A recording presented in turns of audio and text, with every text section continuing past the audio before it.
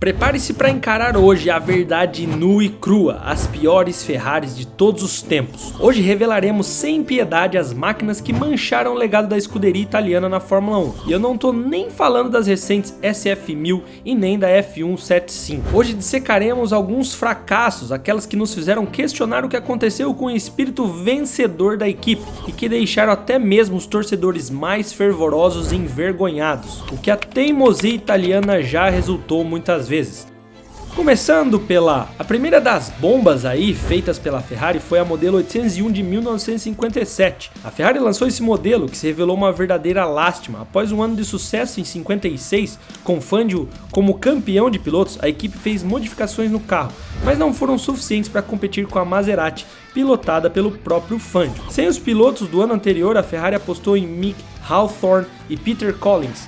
Bom, além do carro ser mais pesado do que os principais rivais da época, o motor tinha cerca de 10 cavalos a menos, além do problema que acompanhou o carro durante toda a temporada, o freio a tambor. Esse freio era grande para fornecer a força de parada necessária para o carro, mas com isso aumentava o calor e com o resultado falhava diversas vezes na corrida. Apesar de um início promissor com o segundo e terceiro lugar na França, o desempenho do 801 foi declinando e na última corrida na Itália, a melhor posição de largada da Ferrari foi um sétimo com Collins. No ano seguinte, pela Ferrari, Hawthorne conquistou o título de campeão da Fórmula 1, tornando-se o primeiro britânico a alcançar esse feito. O segundo fracasso vem lá de 1980, um ano para se esquecer para as duas das mais antigas equipes da Fórmula 1, McLaren e Ferrari. Depois de ter sido campeã em 79, a Ferrari conseguiu a proeza de ficar em penúltimo no campeonato de 80. Pois é, um erro gravíssimo jamais visto. Os modelos 312T da Ferrari foram usados de 75 a 80, sendo que vamos falar é o último dessa geração, o 312T5. Os pilotos da época eram o campeão africano Jody Scheckter e Gilles Villeneuve. O melhor resultado de ambos os pilotos foi um humilde quinto lugar. Mas por que essa geração 312T saiu do campeão para o penúltimo do campeonato? Bom, o mesmo carro tinha sido construído baseado no campeão anterior. O carro era extremamente incompetente. Nem Jody, o campeão do ano anterior, conseguiu domar essa fera. Inclusive, o piloto sul-africano se aposentou no fim daquele ano. Nessa mesma temporada, a Ferrari fez apenas 8 pontos, um a mais do que o carro de 69 que se mostrava antes. Na época, todo mundo achava que o T5 daria continuidade nas glórias do T4. Eu acho que o carro pecou pelo excesso na época, que tinha motor aspirado e freios diferenciados.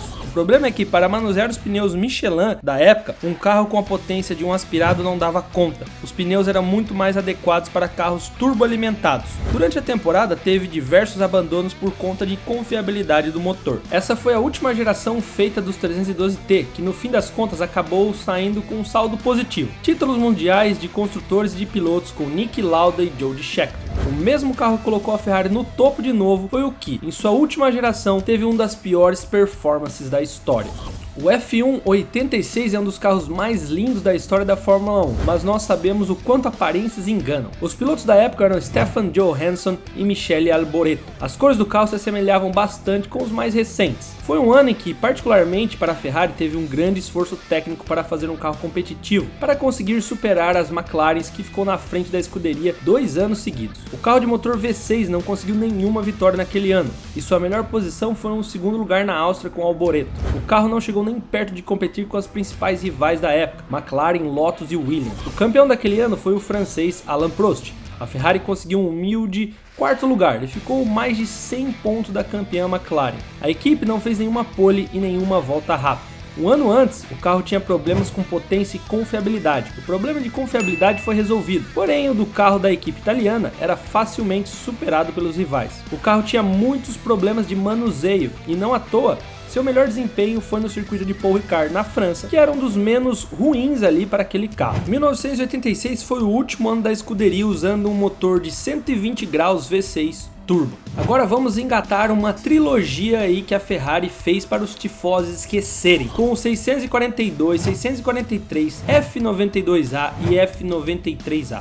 Começando com o primeiro deles, após a equipe conseguir ser competitiva com o Prost em 1990, 91 foi o primeiro dos 3 anos para se esquecer. A dupla de 91 era formada por Prost e Alesi, que acabava de chegar na equipe italiana. Na época, a ida de Alesi para a Ferrari parecia ser a melhor dos dois mundos, mas conforme os anos foram se passando, se mostrou ser o oposto disso. O modelo 642 foi usado até o GP do México, depois substituído pelo 643 no GP da França. A única diferença entre os dois modelos era que o 643 tinha um nariz um pouco mais levantado, mas não fez muita diferença, com o carro já mal nascido. A Ferrari, antes e depois das alterações, não teve a mínima chance contra as Williams e McLaren que dominaram quase todos os anos de 1990.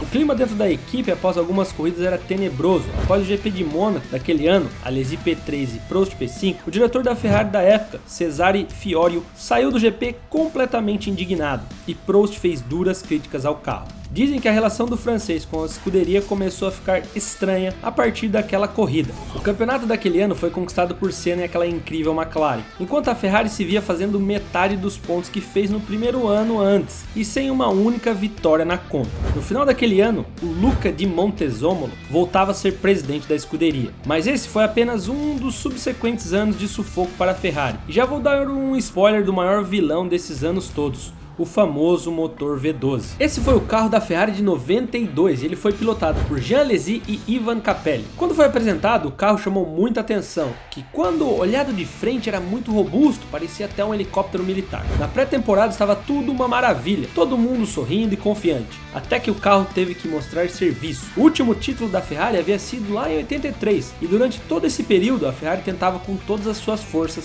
caçar as McLaren. Mas já na primeira corrida, a McLaren e a Williams mostraram que aquela Ferrari estaria em maus lençóis de novo. Já nos treinos, o carro se mostrou pesado, difícil de guiar e tinha um consumo exagerado, quase absurdo. Vale dizer que o motor utilizado era o V12. O carro se arrastava na pista e abandonaram as 2 primeiras corridas do ano. A escuderia só foi atrás de pontos no GP do Brasil, a terceira etapa daquele ano. Até hoje é dito que os principais problemas eram a aerodinâmica revolucionária daquele carro, mas Jean Alesi deu uma declaração em relação a isso. Abre aspas, editor.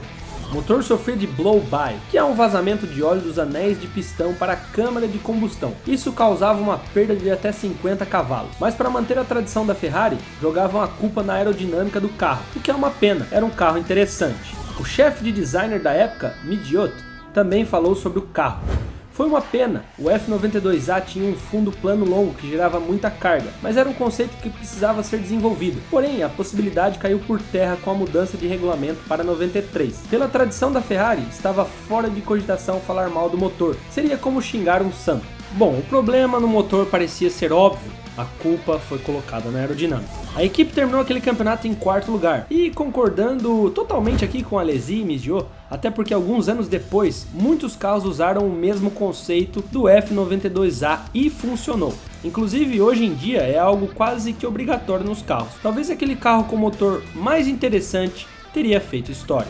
Mais dias de luta para os tifosi. Nenhuma temporada se passou e a Ferrari já voltou com 93 tirando a paz de seus fãs. Agora as vítimas daquela bomba da Ferrari foram os pilotos Alesi e Gerhard Berger, que estava retornando à equipe. Com o mesmo motor do ano passado e o design do carro ajustado, acho que pode-se perceber que não tinha muita relação com a aerodinâmica do carro, mas com o péssimo motor. Apesar de ser outro carro lindo e com um barulho maravilhoso, era desastroso dirigir aquele carro. E mesmo com os 2 dos melhores pilotos da época, a equipe terminou mais uma temporada sem nenhuma vitória. O carro não era tão ruim quanto o de 92, mas passava longe de ser um carro competitivo. Alesi e Berger conseguiram apenas um pódio cada naquele ano. O carro se arrastava nas pistas e só teve uma certa melhora quando Jean Todt chegava para ser o novo chefe de equipe. E aí começa a organização da casa. É decidido que o projetista John Bernard voltaria à equipe e pensaria num projeto para 94, enquanto viriam algumas atualizações importantes para 93. O carro ganhou novos bicos, aerofólios e suspensão traseira. E o mais importante, a parceria com a Honda para dar assistência no desenvolvimento de soluções para motores e eletrônica. E com a ajuda da Honda, estudos mostraram a falta de saúde do motor para seus rivais, motor Renault e Ford. Tinha aí uma diferença de potência. Mesmo assim, Claudio Lombardi, engenheiro-chefe da equipe na época, batia o pé dizendo que era a aerodinâmica e não o motor, mesmo sendo mostrado uma diferença de quase 100 cavalos para os demais motores